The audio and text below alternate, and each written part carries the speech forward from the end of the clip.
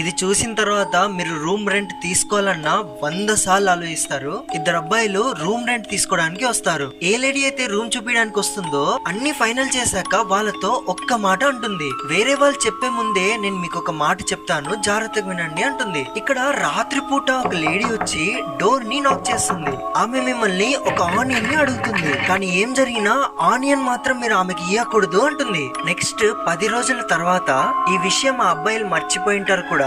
Sudden గా night ఎవరో door దగ్గరకు వచ్చి నాక్ చేస్తారు. వాళ్ళలో ఒక అబ్బాయి డోర్ ఓపెన్ చేసి చూస్తే ఒక అందమైన అమ్మాయి డోర్ దగ్గర నించొని ఉంది. ఆ అమ్మాయి ఏమో మీ పక్కన రూమే మాది, మా ఫ్రెండ్ మీకు ఏమైనా కేసు ఇచ్చి వెళ్ళిందా అని అడుగుతుంది. అయితే ఈ అబ్బాయి ఏమో మాకేం ఇవ్వలేదు, మీరు కావాలంటే మీ ఫ్రెండ్ వచ్చేంత వరకు మా రూమ్ లో ఉండొచ్చు అంటాడు. ఆ అమ్మాయి ఆ ఇంట్లో ఉండి కాసేపు తర్వాత వెళ్తున్నప్పుడు మా ఫ్రెండ్ ఆనియన్స్ తీసుకురామనింది, కానీ నేను మర్చిపోయాను, మీ ఇంట్లో ఆనియన్స్ ఉంటే ఇవ్వండి అంటుంది. ఆ మూమెంట్ లో వీళ్ళందరికి అర్థమైపోతుంది ఏదో పెద్ద